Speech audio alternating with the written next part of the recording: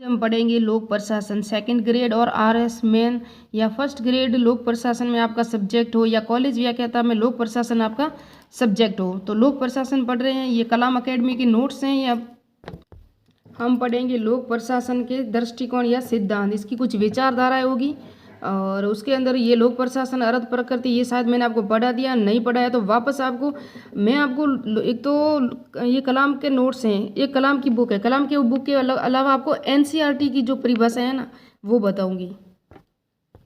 ये unit number 2 है हमारे सेकंड ग्रेड की और ये आप असिस्टेंट प्रोफेसर हो स्कूल व्याख्याता जिसका पब्लिक एड सब्जेक्ट है और आरएस मेन में तो ये है ही और सेकंड ग्रेड में तो ये टॉपिक रियली एक इम्पोर्टेंट सेकंड ग्रेड की तरफ से है। ये मैंने नोट्स बनाए हैं, देख सकते हो आप, पूरे के पूरे आपको नोट्स पूरे शेयर किए जाएंगे। और संगठन के सिद्धांत कौन कौन से हैं, सिद्धांत भी हैं, उसकी क्या क्या पढ़ेंगे वो बताऊँ मैं अभी। ये एनसीईआरटी बुक के अनुसार मैंने ये सब लिया है क्योंकि कलाम में डीपली नहीं दिया हुआ, लेकिन थोड़ा सा डीपली आपको अगर जाना है तो एनसीईआरटी की 11 क्लास की बुक है। संगठन का अर्थ पढ़ेंगे, उसके बाद पढ़ेंगे संगठन की कितनी परिभाषाएं दी हुई है। मैंने यहाँ सिर्फ 3 परिभाषा लिखी, बाकी मैं आपको एनसीईआरटी बुक से ही बता रही हूँ। अगर आपको इंपॉर्टेंट लगे तो ये पूरे एग्जाम आई हुई ना, इसलिए मैंने ये 3 लिखी है। फिर संगठन के जो प्रकार है ना, प्रकार औपचारिक संगठन के अंदर कौन कौन सी विचारधारा आती है, अनौपचारिक संगठन कौन कौन सी विचारधारा आती है। उसके बाद हम देखेंगे संगठन के 4P क्या है, 4P कौन कौन से हैं, ये कहाँ धारणा दी हुई है। तो पहले एनसीईआरटी की मैं पीडीएफ आपको सारी बता दूं कि कहाँ कहाँ दिया हुआ है और मैंने कहाँ से नोट्स बनाए। एनसीईआरटी 11 क्लास की 11 क्लास की बुक है और इसकी 3rd इकाई में 4था अध्याय है संगठन का अर्थ और आधार। इसके अंदर से मैंने सारे टॉपिक लिए। ये संगठन का अर्थ है और इसके अंदर ये सारी परिभाषाएं दी हुई हैं, देख सकते हो। ऑक्सफोर्ड शब्दकोश के अनुसार मैंने सारे लिख दिए नोट्स। तो एल.डी. वाइट ने क्या दिया था, गॉस ने कौन सी दी थी, जे.डी. मुने के अनुसार कौन सी परिभाषाएं थी, वो सब मैंने लिखी है। और एक साइमन और सुलझे, इन 2 की आप खुद लिख लेना, ये मैंने नहीं लिखी है, मैंने सोचा कि इतनी इंपॉर्टेंट नहीं है। फिर संगठन संबंधी दृष्टिकोण 2 थे, औपचारिक अनौपचारिक, इसकी पूरी व्याख्या मैं अभी आपको पूरा समझाऊंगी कि औपचारिक क्या होता है, अनौपचारिक क्या होता है, कौन से संगठन में कौन सी विचारधारा आएगी, पूरी विचारधारा को डीपली पढ़ाऊंगी। फिर इसकी विशेषता है, फिर इसकी जो औपचारिक संगठन संबंधी दृष्टिकोण है ना, उसके अंदर कौन कौन सी जो विचारधारा आती है, 3 विचारधाराओं को छोड़ के आप पूरी, तो मैंने बताया हमको पढ़ना क्या क्या है। ये औपचारिक संगठन, तो हम पढ़ेंगे संगठन के प्रकार जिसके अंदर औपचारिक अनौपचारिक आएगा। उसके बाद हम पढ़ेंगे संगठन का अर्थ, फिर पढ़ेंगे संगठन की परिभाषा, उसके बाद पढ़ेंगे संगठन के आधार क्या क्या है ना, तो फिर उसकी विचारधारा है। इस तरह हम पूरा टॉपिक करेंगे, वो भी एनसीईआरटी के अनुसार और कलाम बुक में जो नोट्स में एक्स्ट्रा दिया होगा वो भी करेंगे। और अनौपचारिक संगठन में कौन कौन सी विचारधारा आती है और औपचारिक संगठन में कौन कौन सी विचारधारा आती है। तो मेरा वीडियो स्किप नहीं कीजिए, पूरा पढ़िए। और संगठन और अनौपचारिक औपचारिक संगठन में अर्थ अंतर क्या क्या है और ये संगठन के आधार आप देख सकते हो। ये संगठन के 4 आधार हैं, मैंने पूरा लिख दिया। नेक्स्ट पार्ट में आपको ये सब पूरा डिटेल से मिलेगा, जहाँ तक मैंने नोट्स बना ली थी। देखो ये प्रक्रिया है, ये प्रोसेस हैं और प्रपोज हैं, प्रोसेस हैं, ये सब देख सकते हो। और ये क्षेत्र भी पढ़ेंगे हम, इसका इम्पोर्टेंट है क्योंकि संगठन के आधार में क्या शामिल नहीं है, तो इसके गुण वगैरह सब डिटेल से एनसीईआरटी बुक के अनुसार ही पढ़ेंगे और नोट्स भी इन्हीं के अनुसार बनाएंगे। आपको बताया कि हम क्रम से चलेंगे, संगठन का अर्थ पढ़ेंगे, संगठन की परिभाषा पढ़ेंगे, संगठन के आधार क्या क्या हैं और संगठन के प्रकार क्या क्या हैं, औपचारिक विचारधारा क्या है, औपचारिक प्रकार क्या है, अनौपचारिक क्या है। तो स्टार्ट करते हैं संगठन के अर्थ से। किसी कार्य की योजनाबद्ध तरीके से करना ही क्या है, संगठन है। ऑक्सफोर्ड शब्दकोश के अनुसार क्या है, संगठन शब्द का निर्माण टू ऑर्गेनाइज किसे हुआ है, जिसका अर्थ है तैयार करना या चालू अवस्था में रहना। ये पर्सन हमेशा डीपली नहीं आएंगे, ऊपर से ही आएंगे, एनसीईआरटी बुक के अनुसार ही आएंगे। ये सब एनसीईआरटी के पॉइंट है, वो मैंने लिखे हैं। संगठन शब्द का प्रयोग 3 अर्थों में किया जाता है। संगठन शब्द का अर्थ है ना 3 शब्दों में। तो प्रथम संरचना व ढांचा तैयार करना, फिर उसका निर्माण करना, स्वयं उसकी संरचना यानी कि उसके अंदर क्या क्या शामिल होंगे वो है। और पहले तो हम खुद तैयार करेंगे फिर उसके अंदर शामिल करेंगे, वो बात है। फिर संगठन की परिभाषा है, W.H. वाइट ने संगठनात्मक मानव युग में रह रहे हैं, यानी हम है ना, हम संगठनात्मक मानव युग में रह रहे हैं। ये किसने कहा था, W.H. वाइट ने कहा था। निश्चित किए हुए विषयों की प्राप्ति के लिए कार्यों एवं उत्तरदायित्वों का विभाजन करके स्थापित की जाती हैं। ये भी W.H. वाइट की 2 परिभाषाएं मैंने इंपॉर्टेंट है इसलिए लिखी है। फिर गॉस ने क्या कहा, किसी एक में लगे हुए व्यक्ति या समूह के प्रयत्नों एवं क्षमताओं का संबंध ही संगठन है। ये भी गॉस ने कहा था। जे.डी. मुने ने कहा था संगठन सामान्य उद्देश्यों की प्राप्ति के लिए मानवीय सहयोग है, यानी मानवीय सहयोग है। फिर संगठन संबंधी दृष्टिकोण यानी कि प्रकार क्या क्या है, फिर इसके सिद्धांत भी देखेंगे हमको। तो संगठन, औपचारिक संगठन और अनौपचारिक संगठन। और औपचारिक संगठन है उसके अंदर नया, इसके अंदर ढांचा है ना वो स्पष्ट तो औपचारिक संगठन होता है, इसका ढांचा है ना स्पष्ट परिभाषित रहता है। ये एक TD2 लाइन लिखी हुई आई थी नेक्स्ट एग्जाम में, और ये परंपरागत स्वरूप है। इसके जो अन्य इसके अंदर जो विचारधारा आती है ना वो होती है एक तो नौकरशाही या पद सौंपानिया संगठन, दूसरा होता है परंपरागत संगठन, यांत्रिक संगठन या शास्त्रीय प्रशासकीय वैज्ञानिक प्रबंध विचारधारा, इस सब इसके अंदर शामिल होती हैं जो औपचारिक है।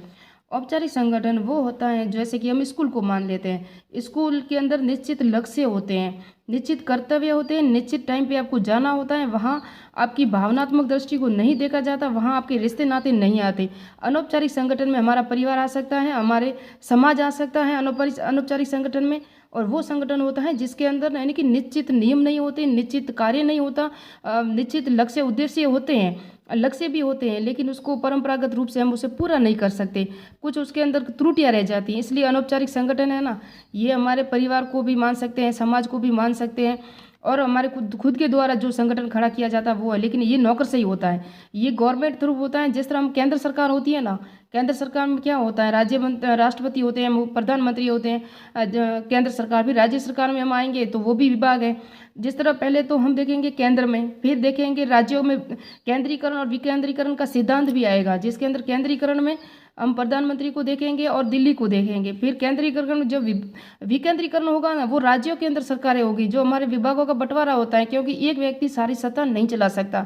इसके अंदर अगर विभागों का बंटवारा होगा ना, हर एक के पास अलग अलग राज्यों की नेतृत्व क्षमता होगी, तो जिससे हमारा क्या होगा, वो केंद्रीकरण होगा। हमारे जो संविधान है वो केंद्रीकरण भी है, विकेंद्रीकरण भी है।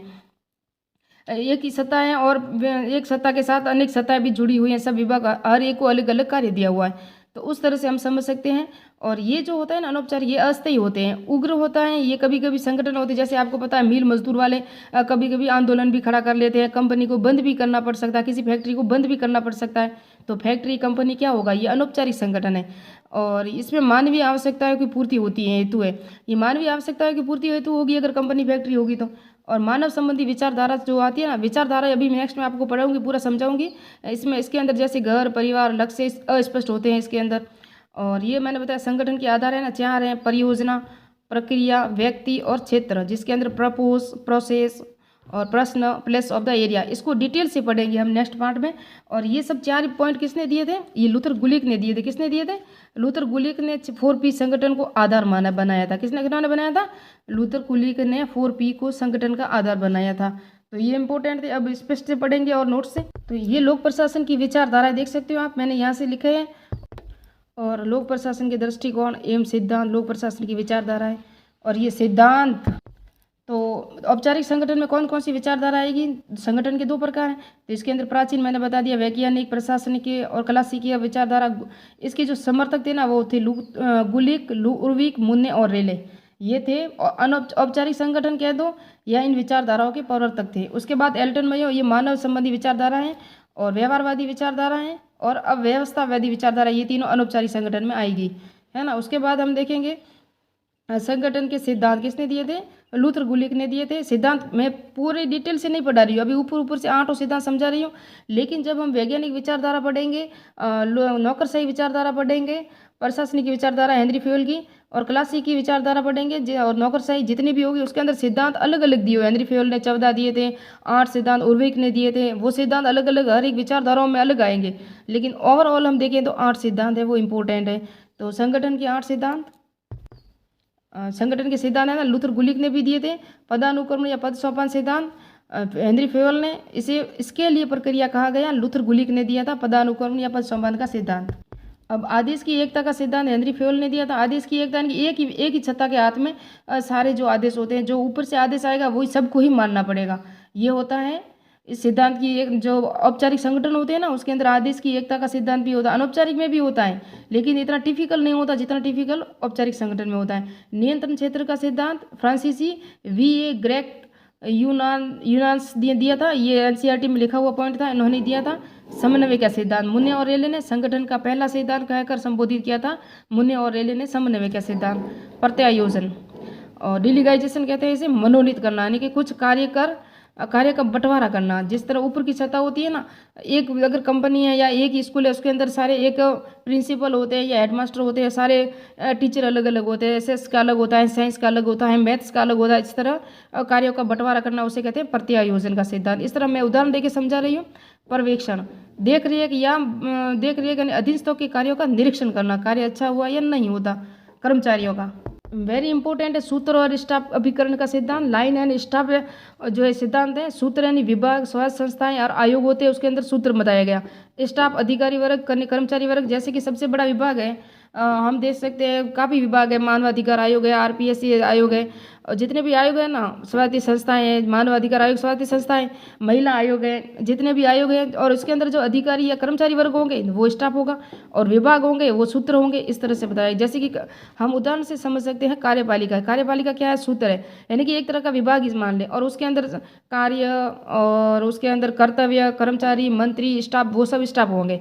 तो सूत्र कौन होगा? कार्यपालिका। उसके अंदर जितने कार्य करने वाले होंगे वो क्या होंगे? स्टाफ होंगे। ये भी सिद्धांत था। 8वां सिद्धांत है केंद्रीकरण और विकेंद्रीकरण का सिद्धांत। केंद्रीकरण में जिससे हम देखें केंद्र सरकार, केंद्र सरकार के अधीन में ये सब, जैसे कि हमारा 28 राज्य है और 8 केंद्र शासित प्रदेश हैं, और जितने भी राज्य वगैरह आएंगे वो सब किसके अंदर आएंगे? केंद्र के अंदर पूरा एक मिला के हो गया, और उसी के अंदर से सब विकेंद्रीकरण होगा, तो केंद्र का विभागों का बंटवारा होगा।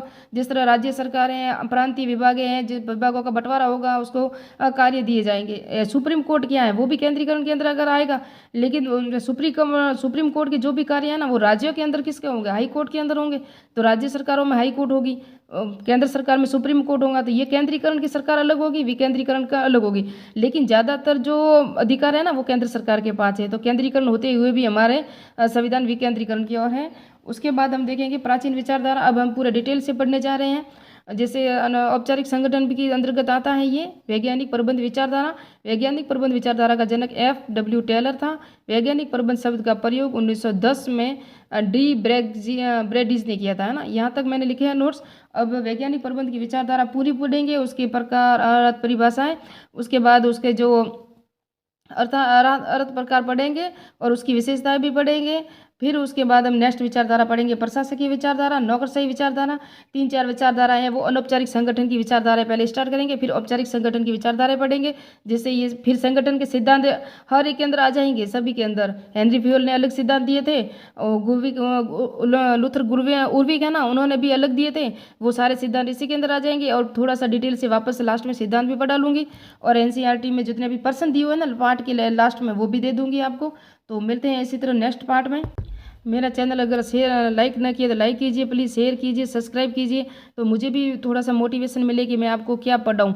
अब मुझे भी समझ में नहीं आ रहा, कभी मैं प्राचीन इतिहास पढ़ा रही हूँ आपको, कभी दर्शन शास्त्र पढ़ा रही हूँ, और कभी आपको मैं ये आज लोक प्रशासन ले लिया, कभी विश्व इतिहास ले लिया।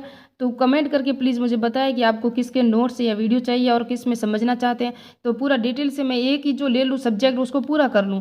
मैं भी कन्फ्यूज़न हूँ और आप भी कन्फ्यूज़न ना रहे, क्योंकि संस्कृत विभाग में 2nd ग्रेड की भी भर्ती आ चुकी है। संस्कृत विभाग में 1st ग्रेड की भी आ गई है, कॉलेज व्याख्याता की भी आ गई है। कॉलेज व्याख्याता के भी मैं पढ़ा रही हूँ, छोटे छोटे पार्ट शॉर्ट में भी दिए हैं आपको, और पूरा डिटेल से शॉर्ट। नारायणी देवी है, जानकी बजाज, देवी बजाज है। जैसे कि अभी हम आपको बताएं भारत रत्न मिला है, 2 व्यक्तियों को मिल देने की घोषणा की है। इससे पहले कपूर जी पार्टी ना कपूर जी पार्टी को दिया गया था। ठाकरे है ना, कपूर जी ठाकरे है ना, कपूर जी ठाकरे या पार्टी भूल रही हूँ, सॉरी कन्फ्यूजन हो रहा है मुझे नाम में। और अभी कल जो घोषणा की है लाल कृष्ण आडवाणी को, वो भी भारत रत्न देने की घोषणा की है। लाल कृष्ण आडवाणी है ना, ये अटल बिहारी वाजपेयी की सरकार में उप प्रधानमंत्री रहे थे, और ये 3 बार बीजेपी के अध्यक्ष भी रह चुके हैं। और ये बात ही उन्होंने बहुत सी बीजेपी के अध्यक्ष 3 बार रह चुके हैं, और ये अटल बिहारी वाजपेयी के समय उप प्रधानमंत्री भी रह चुके हैं, और ये गृह मंत्री भी रह चुके हैं भारत के। तो ये दिग्गज नेता माने जाते हैं बीजेपी सरकार के, उनको भी भारत रत्न देने की घोषणा की गई है। और कुछ मैंने आपको करंट के, अगर मेरा टेलीग्राम चैनल ज्वाइन नहीं किया तो वो भी कर ले, वहाँ भी आपको मैं करंट के अफेयर्स सारे नोट्स देती हूँ, और मेरी वीडियो का भी वहाँ शेयर करती हूँ।